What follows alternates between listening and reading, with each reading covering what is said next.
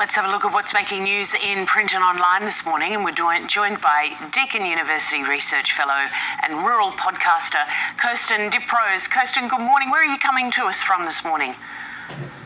Good morning, Lisa. Good morning, Mads. I'm coming to you from my home in southwest Victoria, near Karamat on the farm.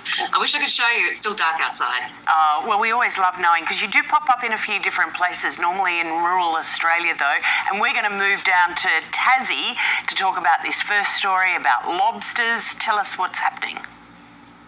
Yeah, look, I think it's really a sign of the cautious optimism in the food and ag industry at the moment about the possible lifting of trade sanctions. So this story is, of course, about lobsters. So in Tassie, that's a $50 million industry, and they're really hoping that the easing of trade tensions in China will allow its seafood export market to return. You know, China is the world's largest market for it.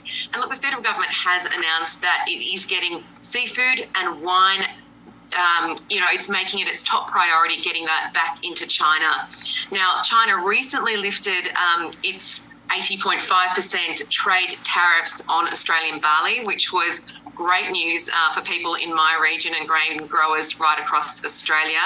We remember quite well back in 2020 when those sanctions were put in place.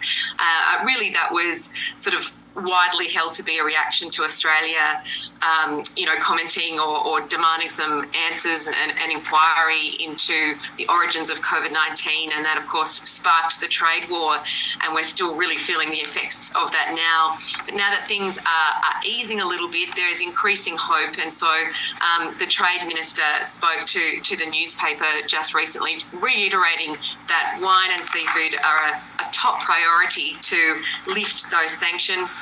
And, at the start of the year for lobsters, it was spoken about in January. There was a lot of hope that by the middle of this year that we'd see those sanctions lift. It's August now, obviously, and it hasn't happened, but there's still a lot of hope that might change.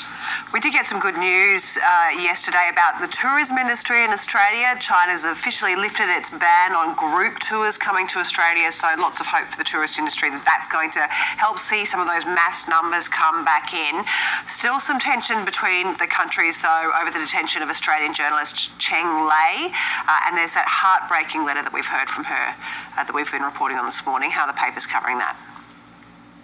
That's right. And look, it's a sobering reminder, isn't it, really, that while these trade sanctions and that relationship seems to be improving on one sense, there are still a lot of people detained in China. And one of them, of course, is Cheng Lei. It's on the front page of The Australian and features in the reporting, right across a lot of newspapers. The 48-year-old has sent a message back home. It's the first time that we've heard from her. She sent a statement, and it's really 3 years on Sunday. It'll be 3 years since she was detained. And she's spoken for her love of her family, of course, particularly her two children, aged 12 and 14, who she, of course, misses very much. And she's spoken about her love of Australia. And I think the quote that's really kind of hit at home, and it's, again, in the headline on The Australian today, is saying, "I miss the sun in my cell. The sunlight shines through the window, but I can stand in it for only 10 hours a year."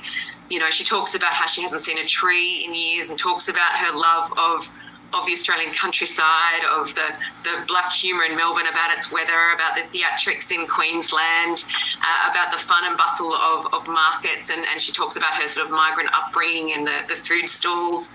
So, it's great that this is on the front page of the papers. That's one positive from it. It's hard to keep these stories alive and in the public consciousness, but it's a reminder that she's been in there for 3 years. She, of course, was a TV anchor on an English speaking channel in China, and yes, was detained 3 years ago.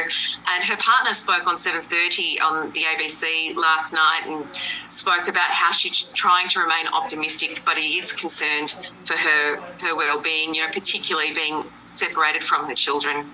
Yeah, and of course so much of the government negotiations goes on behind the scenes as well, so we don't know exactly what's happening there either, but gosh, we really hope that there's a resolution sooner rather than later for her.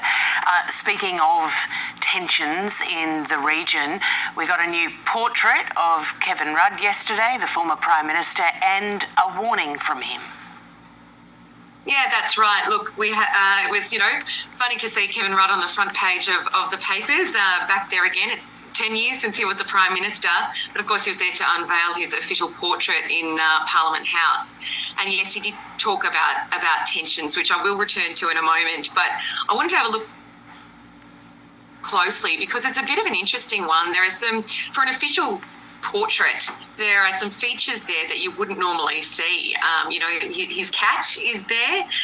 That's kind of an unusual feature.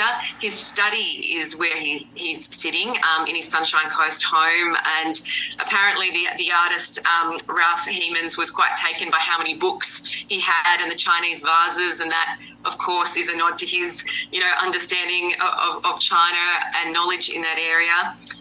And the chess board is a kind of that geopolitical strategy, a nod to that. And there's also some Indigenous in there, which is a nod to the 2008 apology. And he actually, Kevin Rudd, made some comments about that as well when this was unveiled. He sort of made reference to the scare campaign that occurred before he made the apology to the stolen generations in 2008. Yeah. That there was concern there was going to be a torrent of litigation is what he said, but he said, we proved them wrong. And look, given his current role, he's the Australian ambassador to the US. He said he can't really speak about The Voice, but I think he was making a bit of a point on that. He certainly made a point. And Kirsten, we'll talk more throughout the program about other things he had to say. We're going to have to leave it there, but thanks for joining us this morning. Thank you.